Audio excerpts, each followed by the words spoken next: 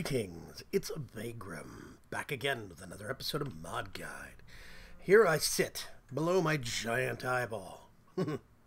And I, pun intended, have been testing some things here at the warehouse set. Basically, I've got an array of generators from Extra Utilities version 1.03. I believe it's up to 1.03a. Extra Utilities is a great mod by RWTema. So many things in this mod that just get overlooked or there aren't enough details known about. Now, RWTema has done some amazing things to make these more knowable. One thing that a lot of people don't know is if you get anything, let's say a survivalist generator, and you hit U, it'll tell you the use for it, yes. But up here, shaped crafting, go over one, there's Extra Utilities info. This is genius, and I wish so many other mod developers did this.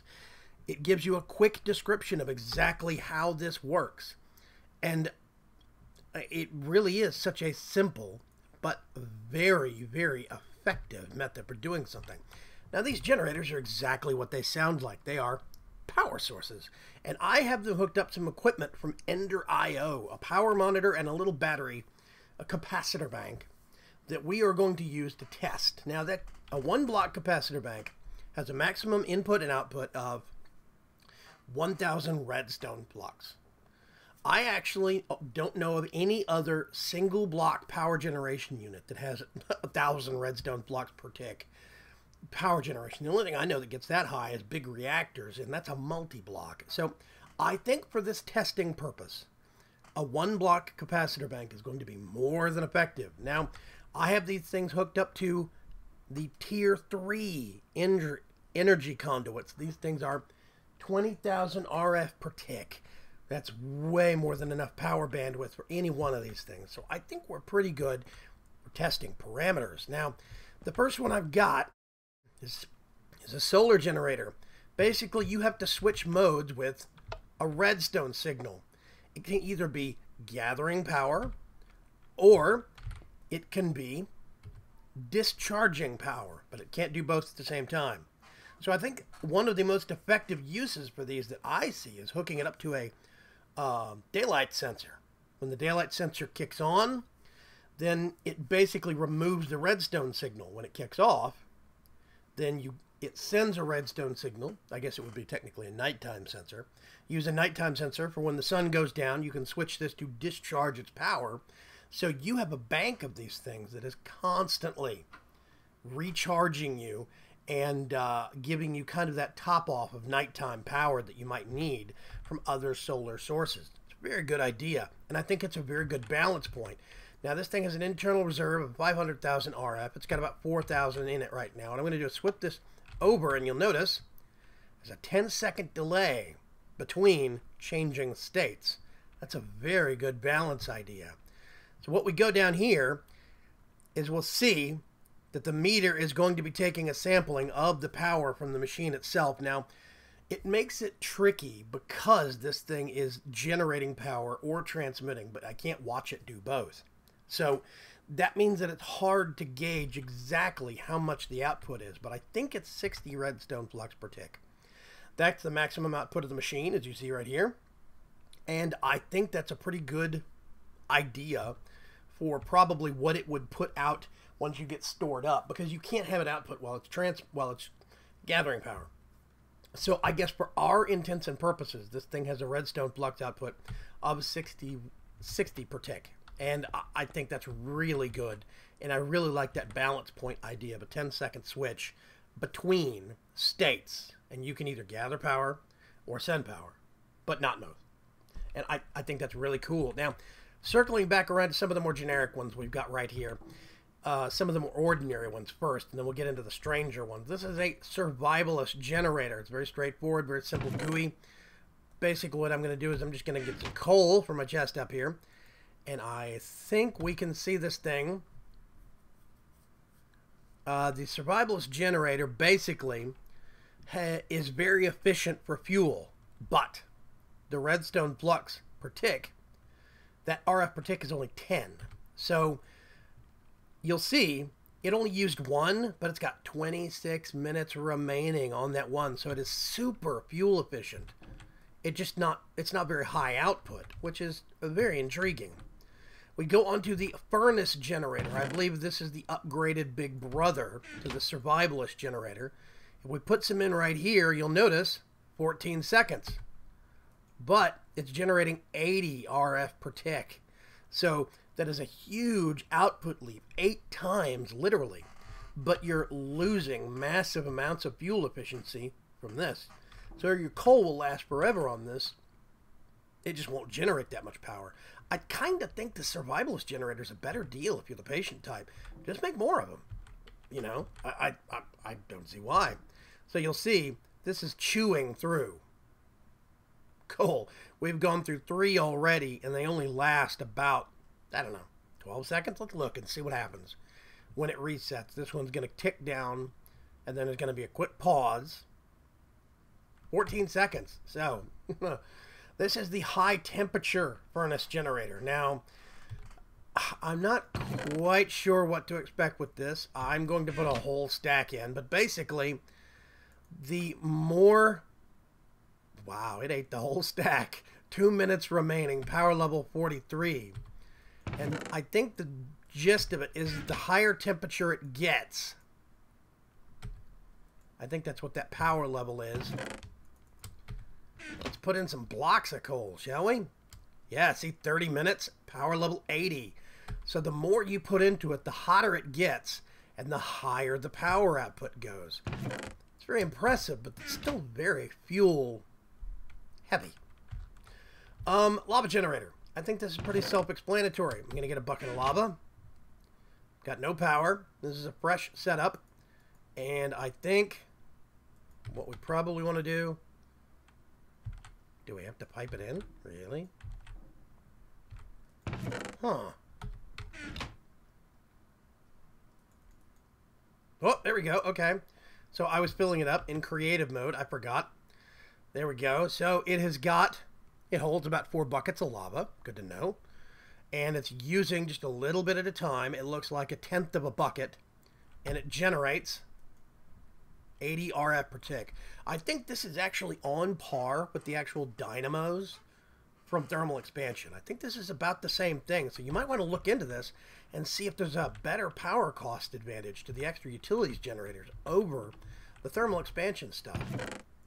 But that is very competitive fuel usage rates for very competitive power output. Now, heated redstone generator. This one is a little bit of a mystery to me, but basically it uses a little bit of redstone. I'm actually just going to get a little bit. So basically I put redstone there. And then I'm just going to click this once. 1 bucket. And what it does is it consumed 1 amount of redstone. But this thing's putting out 160 redstone flux per tick. That is amazing. The only downside is that you're using redstone as a fuel source in addition to lava. Now my question is, actually, you know what? That thing put about 4 minutes on the timer for 1 piece of redstone and 1 piece of lava. If you got a good mining solution and a steady supply of redstone, that's not bad. That's really not bad at all. Yeah, that's pretty impressive, actually. I gotta say, 160 RF per tick. Now, the Culinary generator, I recently started using these on the Resonant Rise server. These things are very interesting. Basically, I used it on a mod in conjunction called Growthcraft, and it's got a fish trap. Catches fish. Very simple. Pipe those fish in to an oven to cook them first, then pipe them into the generator. Now, here's the thing. The more nourishing a food is, then the longer it lasts. So, basically, cooked food is always more nourishing than raw food. I believe that's the case. If it can be cooked, then it'll be more nourishing in the cooked form than in the raw form. But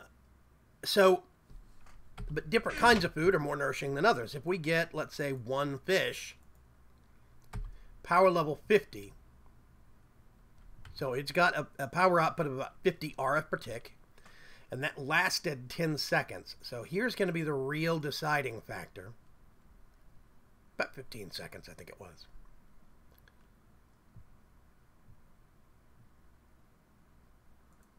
Take the stick. There we go. 24, basically 23 seconds with a power level of 80. So the more nourishing the food, the more power it puts out, and the longer the fuel lasts. So you could get one of these and hook it up to a cow farm and power your base. Just for curiosity's sake, I'm going to... I'm going to put a baked potato in there. Let's see what it does. It's going to think about it. There's a little bit of a pause in these things. There we go. So 60 with about 16 seconds. So steak. Hook it up to a cow farm. Power your base.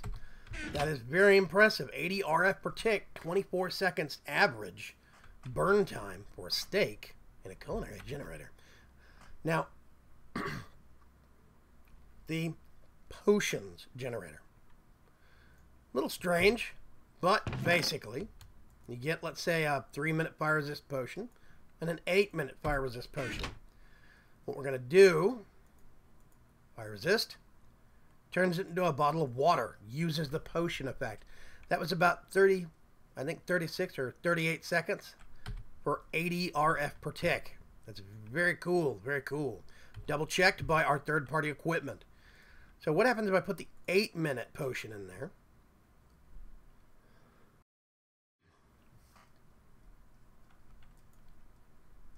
Yeah, still going.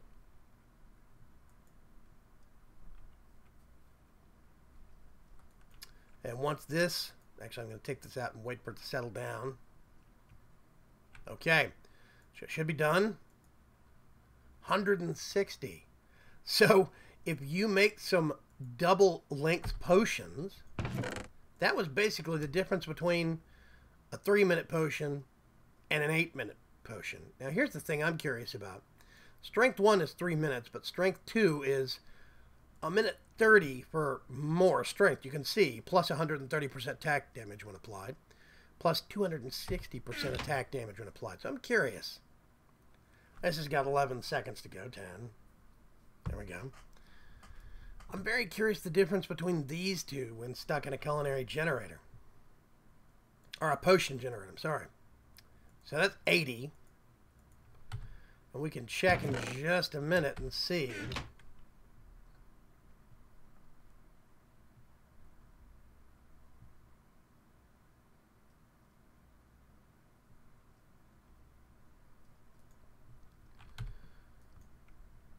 So this is counting down. Now this potion is double the effectiveness, but less than half the time. So I'll be curious to see exactly what happens. There we go. 5 seconds. 1.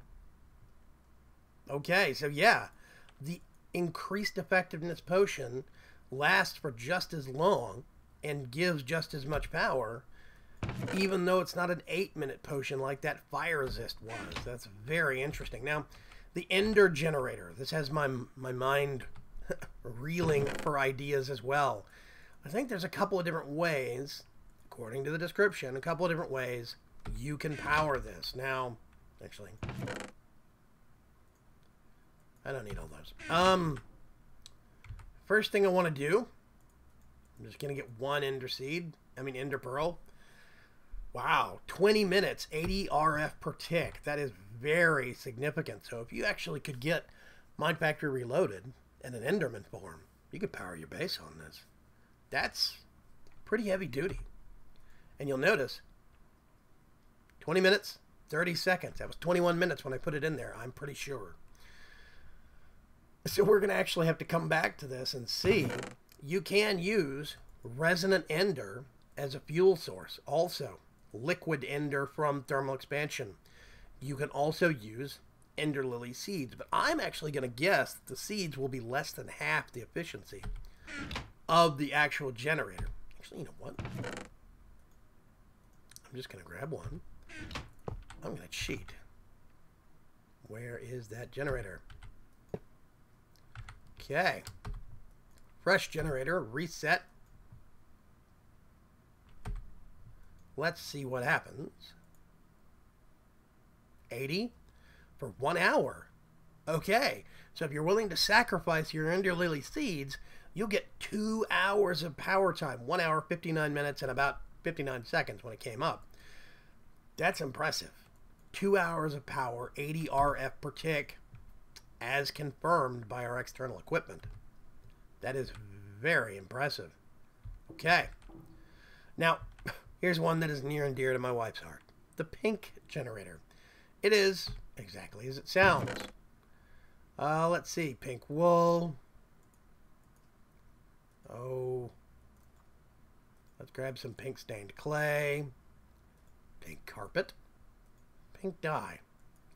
And just for giggles, I grabbed some pink conveyor belts. Some pink colored wood. Pink backpack. Pink insulated wire.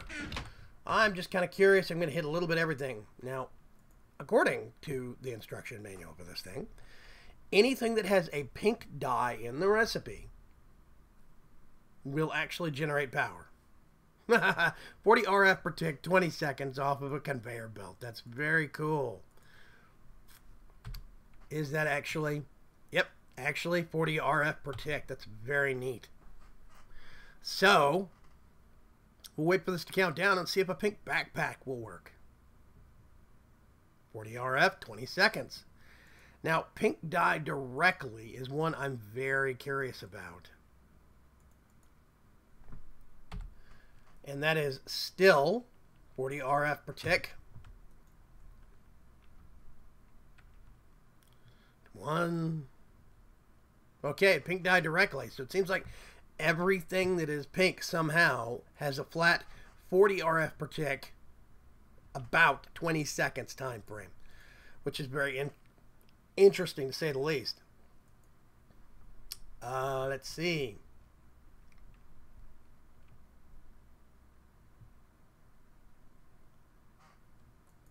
Yep, 20 seconds, 40 RF per tick. So the pink generator, if you have a source of pink sheep that you could shear with a rancher, all sorts of great stuff, you could power your house with pink. Now, this one seems a little madness to me. This is a Nether star generator. Whoops. I don't even know what to expect. Oh my gosh. That is a full battery, 500,000 RF per tick, one time limit remaining. That thing is literally putting out 1200 RF per tick, which I think, no, it's not the cable maximum. So, as it stands right now, that is 1200 RF per tick from a Nether star, and it's still putting out. Now, that initial burst is dropping a little bit to 1000 RF per tick. That's incredible. I didn't even know what to expect with this thing. So, power level, 40,000 is what it's considering itself as, and it's still got another minute. So, I think the real big perk of this thing, you hook the biggest power cable you can to the biggest battery that you can, because I think the actual limit on this thing is 1,000. So, I think that's where we're hitting the wall. You know what? I'm just a little bit curious. Yeah. There we go. 4,000 RF per tick. So that was completely unexpected. I did not think that was actually going to happen. But we can watch that power skyrocket. You can see the tick count go up by 40,000, 20,000. That is incredible. So Nether star generator. If you want some surefire power backup, if you want a way to refill the batteries at your base very quickly, that just may be your key.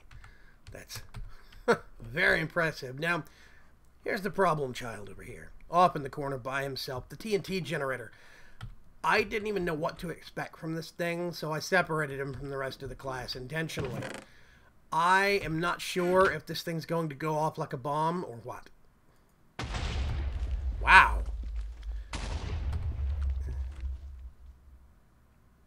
Okay. 80 RF per tick, It was about 4 minutes. Confirmed 80 RF per tick. That is very impressive, but unfortunately I think it's probably rather dangerous. So you're probably going to want to use some conduits or piping or hoppers to get stuff into that. Now, this cabling has not been blown to smithereens, and this wall is just wood. So I actually don't think it's doing anything, but it sure seems like it's bad. Yeah. So, one thing of TNT, 80 RF per tick for 4 minutes. That is a hell of a deal. I can think of people that have creeper farms. Then you just stick a cobblestone generator next to it that goes through a pulverizer to get you sand. That way you could combine them in an auto crafter, funnel them into the actual generator, and power your base. That is very impressive. Rather eccentric, but very impressive. So this has actually been the generators from Extra Utilities by RWTema. Now, a lot of these things would you hush? Okay, it's going to keep going. We'll have to talk over it. A lot of these things, I knew what to expect. The solar generator, the different furnaces. I really did know. But there's so many of these, like the Nether Star generator was a total surprise to me. The TNT generator. The Ender generator. And, of course, the pink generator. So, I'm really hoping that all of you have learned something and thought about some ideas that you could use for unconventional ways of powering your base. Even if it does sound like your base is a bomb factory with a bad technician. So, this is Vaygrim signing off. Thank you very much for spending your time with me. Thank you very, very much for joining me here, and hopefully you've learned something. As always, I really do appreciate you guys swinging by and watching. I appreciate your likes and your subscriptions, and I really do like the fact that we get to spend time together. So, thank you very much, and bye-bye.